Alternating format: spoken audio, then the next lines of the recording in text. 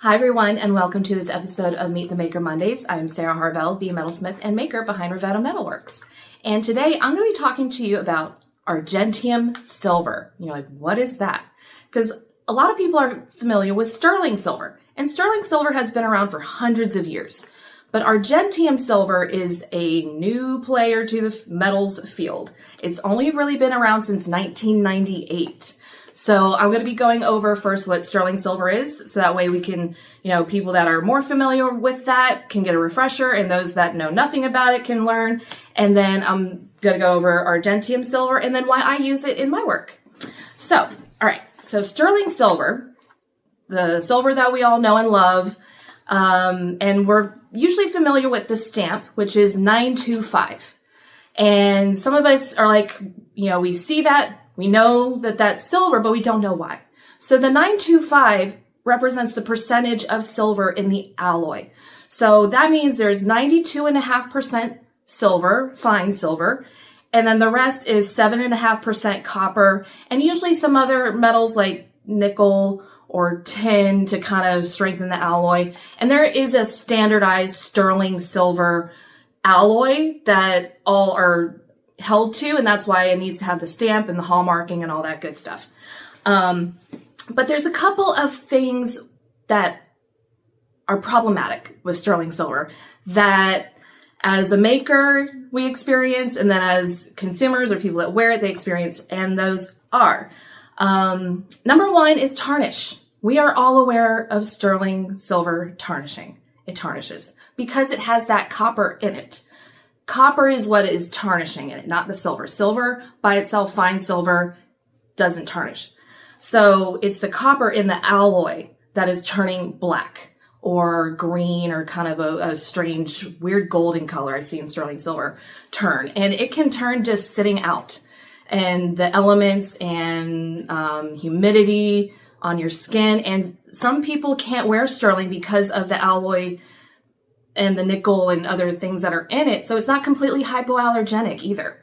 And then this is a problem that makers go through, and it is heartbreaking, and that is fire scale. And all the metalsmiths are right now like, no, fire scale, no. So what's fire scale? Fire scale is the bane to any silversmith. So what it is, and I'm not a scientist, y'all, so I'm going to explain it the best way I can. Essentially, if you heat silver too much, it separates the alloys, and then it creates like this oxidized weird, it like separates the copper, and then it rises to the surface of your metal and creates a literal stain. It looks like a wine stain. It's not quite that dark, but you can notice it, and it's slight, but you don't notice it until you're at the end stage and you're polishing and you're ready to be done with your piece, and you're like, oh, it's so pretty. And then you're getting to that one spot and you're like, oh no. Oh no. No. And it's fire scale. So in order to make it go away, you have to plate it. You have to put silver plating over top of it to hide it, or something else decorative. And it's there forever. So that's why Argentium silver was invented. So now let's go over Argentium silver. So a little history about how it came to be and whatnot. So Argentium silver was invented at the, got my notes here, at the Art and Design Research Institute at Middlesex University in London, by Peter Johns and colleagues. It just says Peter Johns and colleagues. Like, why don't you name everybody? Anyway, in 1990 and patented in 1998. And their goal was to create a silver alloy that did not have fire scale, that was more tarnish resistant and hypoallergenic and easier to work with and stronger. And that's what they achieved with Argentium silver.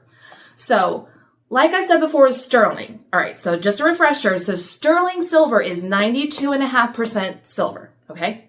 So Argentium silver, there's 3 different grades. Don't ask me why. But there's 3 different grades. So there's 93.5, 94%, or 96%. So that makes it 935, 940, and 960. So remember, sterling is 925. So So that tells you the percentage of silver in that alloy. So Argentium has more silver in it than sterling does, because Argentium uses recycled sterling and germanium as the alloy. And you're like, what's germanium? Germanium is another metal. It's in the same family as platinum. It's a very bright white and strong metal. And when alloyed with sterling silver, it makes Argentium, and it just makes all the problems that sterling have go away. So it is more tarnish resistant. I'm not saying it's completely tarnish resistant, not like gold or platinum, because you can patina Argentium. It does take a lot longer though to patina it. It is difficult. You can achieve it, but it's tarnish resistant. So don't say completely it will never tarnish. It can with certain chemicals, but your day-to-day, you're wearing on your ears, your necklace, whatever, it's not going to tarnish that way unless you use like really, really heavy perfumes and stuff like that. There's no fire scale. None whatsoever. I've used Argentium since 2010. And there's no fire scale at all. It is stronger. So when you form it, when you're working with it, is a bit stronger than sterling. It is, like I said before, use recycled sterling. So it is more environmentally friendly. And that's what I like about it too. And you can also fuse with it. That's the other thing. So with sterling, you have to solder it regardless of what you do. And so with Argentium, because it has a higher silver content and that germanium in it, enables you to be able to fuse, meaning you don't have to use solder.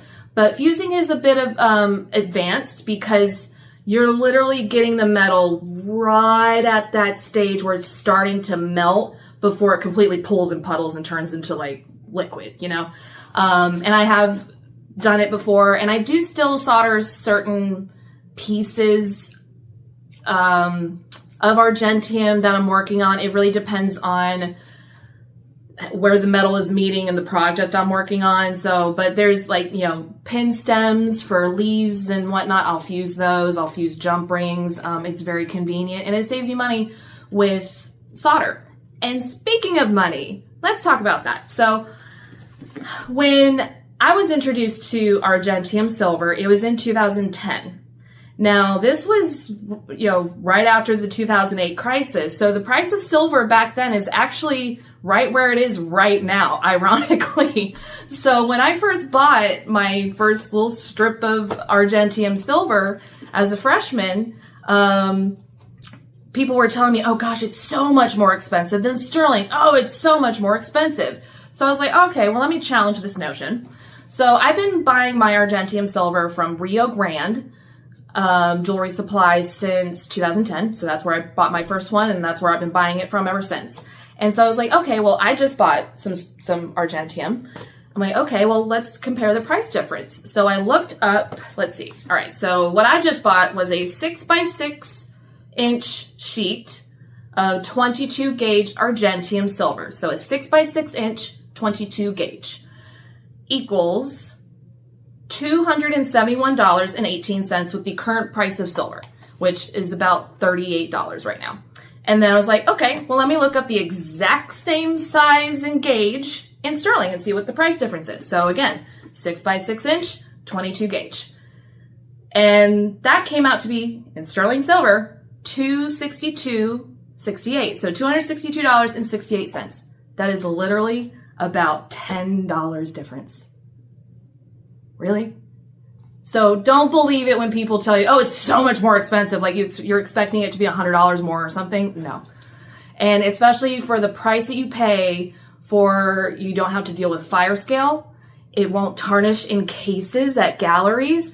I have had a gallery before ask me, because I had a couple of Argentium pieces, and they asked me because a couple of other metalsmiths noticed that my stuff in the case wasn't tarnishing, because silver will just tarnish by sitting there because of the, there's just stuff in the air that will oxidize with it. And Argentium won't do that. I leave my Argentium wire out and it's just like it got off the roll from the manufacturers yesterday.